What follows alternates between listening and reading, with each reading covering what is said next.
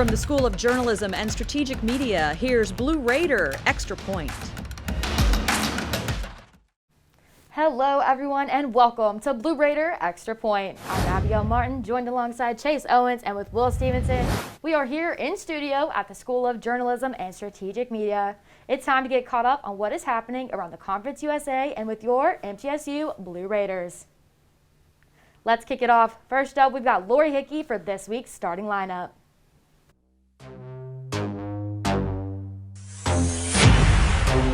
The starting lineup. The Blue Raiders have been in full swing this week. Let's take a look at some highlight and what's in store for the upcoming week. The Middle Tennessee baseball team defeated WKU 7-5 in the opening game of the rival series in Bowling Green. The Middle Tennessee baseball team split Saturday's Conference USA doubleheader. MT mounted a comeback in the final 2 innings by scoring 3 runs. However, the Raider effort fell flat and WKU ended the game 5-4. On Sunday, the Middle Tennessee baseball team dropped the final game of the series against WKU 3-1 and split the series. This weekend, MTSU softball faced rival WKU at home. The Lady Blue Raiders dropped Game 1 on a late run in the 7th inning.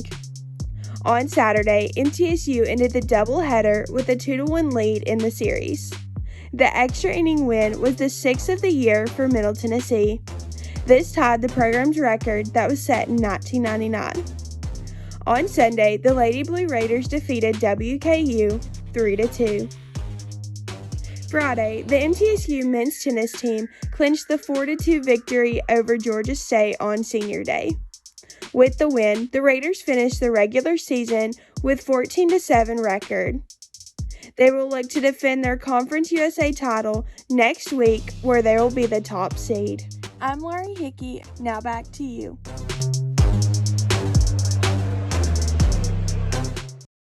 Thanks, Lori and Chase. What a tennis match that was. We were both on call that day on CUSA TV, and you said it best. You can't write books as good as what happened. It coming down to Tom Moonen on the last court in a tiebreaker, co-captain. He's been the captain since sophomore year.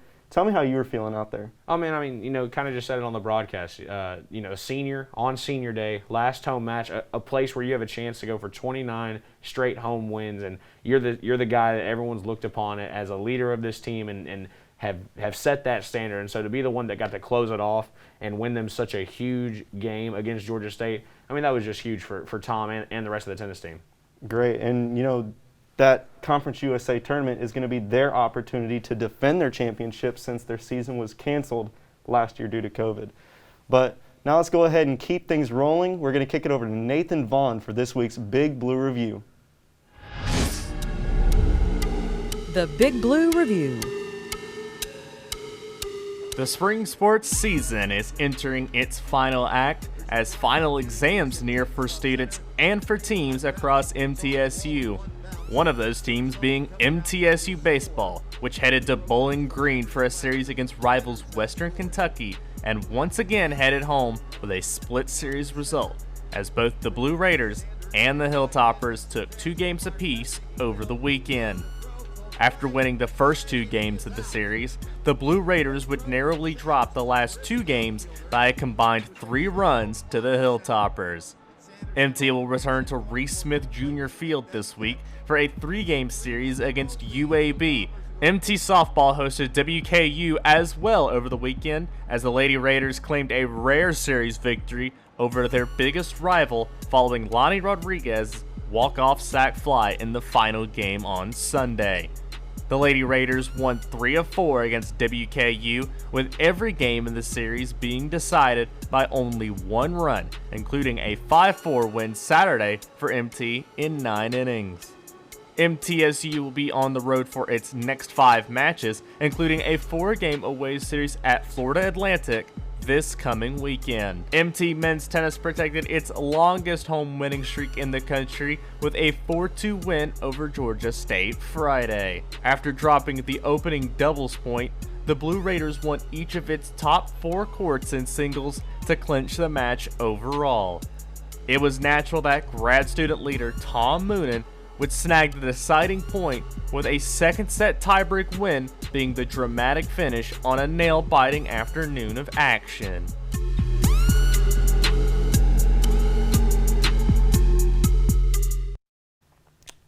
And Will, while that tennis match is exciting, something else that I wanted to pick out of what Nathan had to say was the baseball team. You know, we actually called that MTSU would split the series against WKU.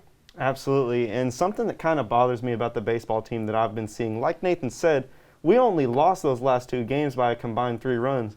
But what I notice is that we always play to the skill of our opponents. We don't play our own game. And, you know, this baseball team has a lot of talent that we're not seeing the best of, because if the other team's going to score 5, we're either going to score 7 or we're going to score 4. And that's just the way that it goes, unfortunately. Well, hopefully, as the series kind of start to toughen up a little bit, we got UAB this weekend, who we split with a couple weeks ago, but then they've got the 2 teams at the top of the conference. They've got La Tech actually here at Reese Smith Junior Field, and then they've got Southern Miss. And if you want to hear more about the other conferences, let's head on over to Dylan Taylor with this week's Around the CUSA.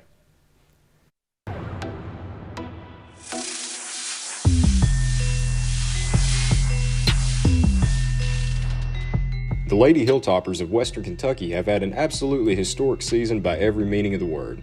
They earned a berth in the NCAA tournament this past weekend after completing the regular season with a perfect mark of 21-0 and only trailed 2 times throughout the course of the regular season.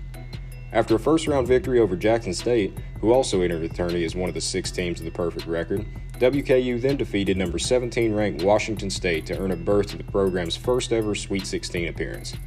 In the Sweet 16, WKU ran into a perennial buzzsaw in the number 2-ranked Kentucky Wildcats, who come in having won the SEC each of the past 4 seasons. Kentucky wound up advancing in straight sets, but add on yet another year for the history books for the Hilltoppers. Down in Ruston, Louisiana, Southern Miss and La Tech battled in one of the best Conference USA series of the year so far. After coming into Sunday split at 1 game apiece in the series, the Sunday doubleheader is where the majority of the deciding plays occurred. The Golden Eagles held on to a wild 12-11 win in Game 1 of the series, but La Tech took the final game courtesy of a big-time walk-off blast from senior Manny Garcia to win 7-6. Both teams wound up at the top of the Western Division after the series, and the Bulldogs even moved up a spot to number 13 in the national rankings. With this series split, both teams also managed to put some respectable distance between them and third-ranked Middle Tennessee State. With MTN Sports, I'm Dylan Taylor.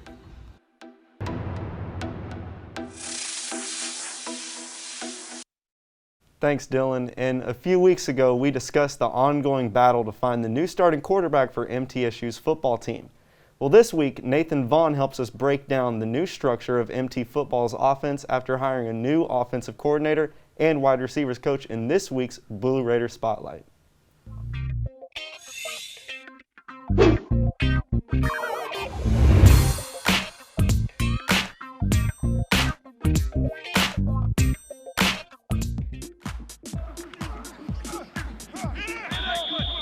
The spring season brings new life, new possibilities, and also a new team for MTSU football. Really impressed. I thought we had a really good spring, and so I'm really pleased with where we're at. But there's one big change coming to this Blue Raiders team this spring.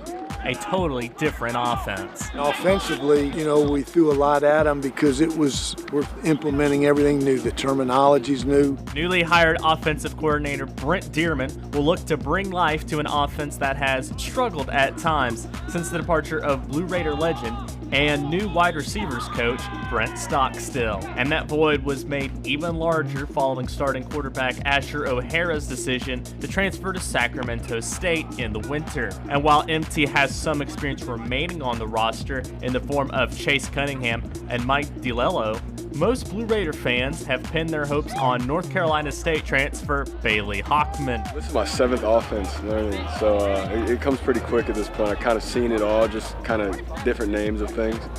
So it's been really good. Hockman started 9 games in 2020 for the Wolfpack, finishing the season with over 2,000 passing yards and 13 touchdowns. And while no starter has been announced as practice wrapped up last Saturday, it was Hockman who got the most snaps and pass attempts in the Blue Raiders scrimmages this spring. Whoever ends up getting the nod, they'll have big shoes to fill as the Blue Raiders hope to make it back to the postseason for the first time in 3 years. For MTN Sports, this is Nathan Vaughn.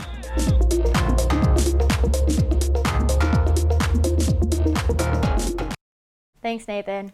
We've seen a lot of changes as he touched on. We've got Stockstill squared, we've got Dearman coming in, but most importantly, at least in my eyes, Asher O'Hara's decision to transfer. Leaving that quarterback situation open, we know after last season, we saw them kind of having a rotation, especially later on in the season. Asher O'Hara, known for his legs, nationally known, decides to transfer, leaving that spot open.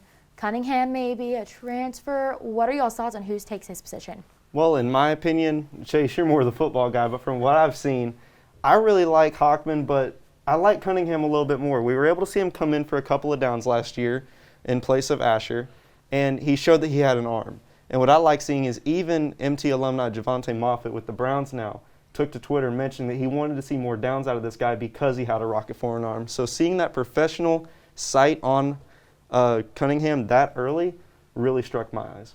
So the thing is, and you just have to answer the question of how much does Rick Stockstill trust Brent Dearman? Because Brent Dearman's system is designed to run an RPO scheme, which gives the quarterback the option to hand the ball off and or take a quick dump down or even extend the play with his legs and take off. So the quarterback has to have some athleticism, but really the quarterback has to win mentally. And so whichever one between Hockman and Cunningham can win that battle mentally of making the right read 95% of the time, that's the one Dearman's going to give the time to, and that's kind of how I want to see this whole thing unfold. Which one wins the mental reps?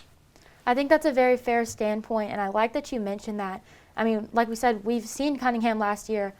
The pressure is what he's really going to have to deal with that taps into the mentality. You've also got a transfer coming in. How well can he adjust to this system and also being a new system? So he kind of gets a reset button, so that can absolutely play out to an advantage in his favor.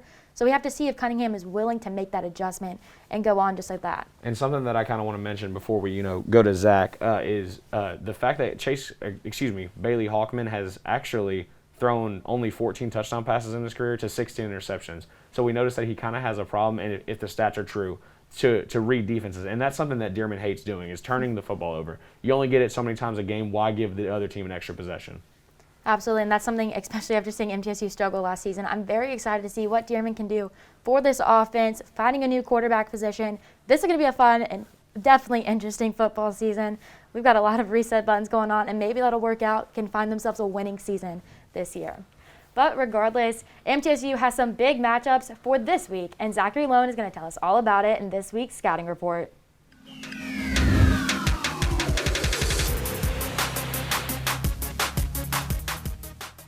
This weekend is the conference tournament for the men's and women's tennis teams. The Lady Raiders will come into the tournament in the midst of a 2-match losing streak and with a record of 2-5 in the conference on the year. The top 2 teams in the Conference USA tournament are both in the top 50 in the country, with Rice barely being above Florida International. So Rice will be the number 1 overall seed for the tournament. Rice is looking to defend their 2019 conference championship, in which they came in as a 2 seed and won 3 straight matches in a convincing fashion. The Owls own a 2-1 conference record on the year, but they have struggled against top 50 opponents with a record of 1-3. Their only win was against number 25 Arizona State. The Florida International Panthers come into the tournament with a perfect record of 9-0 overall and 3-0 in the conference. Their only top 50 opponent was Rice, who they beat with the match coming all the way down to the last court. The Panthers and Owls look like the favorites right now, so the Lady Raiders will have to beat these 2 opponents if they want a chance to make it into the NCAA tournament. On the men's side of the bracket, there is only one team that is inside the top 50, and yup, you guessed it, it is the MTSU Blue Raiders. The Blue Raiders have faced 12 Power 7 opponents on the year, and they have a 7-5 record against them. The Blue Raiders also won their only conference match of the season, defeating Rice in a match that came down to the last court. An area of concern for the Blue Raiders is their 3-7 record away from an ATC this year. If the Blue Raiders are going to win back-to-back championships, then they are going to have to do something that they have struggled with this year, winning on the road. The Blue Raiders go into the tournament as favorites, So if they play the way they have all season, then they would win back-to-back conference championships. If only it was that easy. Back to you.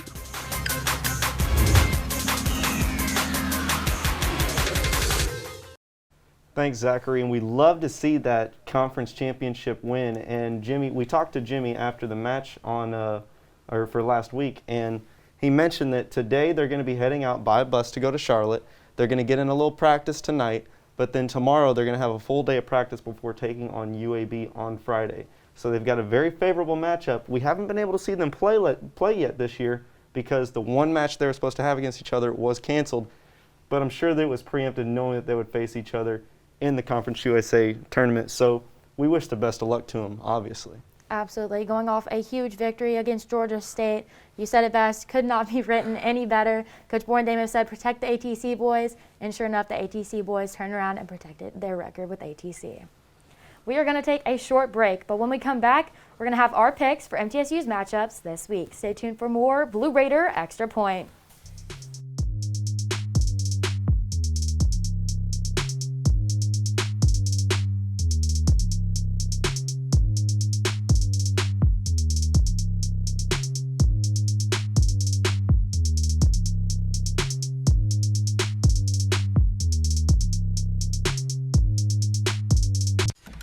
Time for more Blue Raider Extra Point.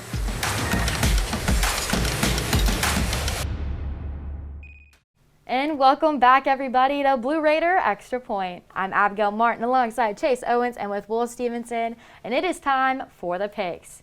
Well, I'm going to tap on what we talked about a little bit right before break, men's tennis. Men's tennis team is going to be traveling, and they're going to face off against UAB. Absolutely, and I want to throw out some numbers to start this off. We have the number 48 team in the country, number 55 singles player in the country in Francisco Rocha, and the number 74 doubles team in the country with Pavel Model and Stein Slump. And we also just finished off an undefeated season at home with 29 straight victories at home for dating back to 2019. And out of those 29 wins, 25 of those were with doubles wins. So I feel like with that high level stat in each range, we have the team, the singles, and the doubles. I feel like it's an easy cakewalk in the first round. I hope that we get as favorable as a matchup in the second round that we did in the first. So just to kind of give you guys a little bit story of, the kind of that match on Friday, we got to talk to Tom Moonen afterwards, and I was talking with him, and Tom Moonen actually reached into the top 10 and top 5 of all-time doubles wins and all-time combined wins for his career at MTSU. And so I was asking him what that meant to him and how he kind of felt about it. And he was like, that's awesome. I love personal records. I love personal accolades. But my goal was not to chase those things. My goal was to win. My goal is to always win for this team. And so that kind of made me realize that this team's mentality and that it's great that they won on senior day, that it's great they closed out the season undefeated at home, that it's great that they extended the streak to 29 games, but none of that matters anymore. Now it's about winning this next game against a conference opponent and your chance at a conference championship. And you can tell that the mentality from this team is focused on just that. And so based on the fact that this team is so focused and so talented, as Will has mentioned, is why I'm giving them the edge over UAB on Friday. I have to agree with you. You said it perfectly, and I think that's just what's so amazing about this team. They have that mentality, and that's something that Coach Born-Dame has also been able to help implement, but that's up to the players to really take that, accept it, and run with it. And that's exactly what they've done. I know after a match I heard them talk about, it's cool that we're facing off against an opponent, whoever it may be, but we're also facing off against each other. We want those ITA rankings. We want to prove ourselves, but the end goal is still the same all around. They want another ring, if you ask me. I mean, I can't wait to see whatever those look like whenever we get there, maybe. But just tapping a little forward as you were, but I think for the Friday matchup against Georgia State was the first time that I have personally seen this team lose a doubles point. But it shows a lot about how they put themselves in that hole, but they're able to carry themselves out. And it was Tom Moonen. Perfect storybook. You couldn't have written it any better. Dramatic nonetheless, but the boys protected ATC, and that is for sure. Now I've got to go with MTSU regardless. I don't think there's any other way around that. Up next, third in the West and with 16 conference games left, the MTSU Blue Raiders baseball team will host a 4-game series as they go head-to-head with familiar foe UAB. MTSU recently just split the series once again with WKU. Against UAB, they are 13-9 and 8-1 while they're at home. And it's nice to see those, split numbers because it means that we're able to win on the road. But I hate that we're coming back from WKU with the 2 straight losses. But I feel like those wins on the road are all that MT baseball needed to get themselves established. And now coming home, I don't see any reason they can't take this series against UAB. I think you're absolutely right. And, we know that they kind of set the tone early at WKU. They went there, won their first 2 games. They've just got to close it out. And I think that with this much talent and the experience they're gaining, learning these tough losses before we get to conference tournament time and before we get to the, where the meaty games are, I think that it's important for them to learn these lessons. Against a team that you've already split the series with and coming off of a really huge series against WKU, I think this is the time for MTSU to kind of take that leap forward and gain some momentum and get into the race for that first spot in the conference. This is definitely the time. They're 3rd in the West. I have to disagree with you, Will. I'm tired of seeing a split series. I don't care when, where, do not care. Tired of hearing from a split series coming from this baseball team. Find a series that you're going to just dominate and go with it. I'm not asking for a sweep. At least 3-1. Give me just something, because that's going to do nothing but build up the confidence for them. They're learning from those tough losses. Great, you got 16 conference left, so that's okay. I'm not looking down upon that, but this is the time we got to switch it around.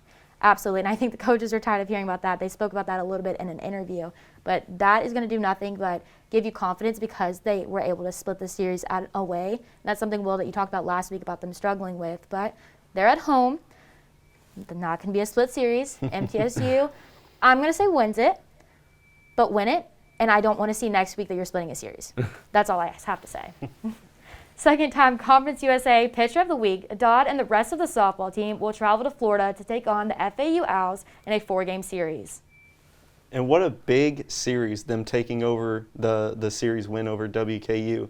And in walk-off fashion, as we've seen all week long with that, pop-out or sacrifice fly and even the home run. We've got some great highlights coming from the softball field, but we need to see more dominating wins. We're seeing the series wins are coming with a loss. We're right there, but we just need to push it that one little bit.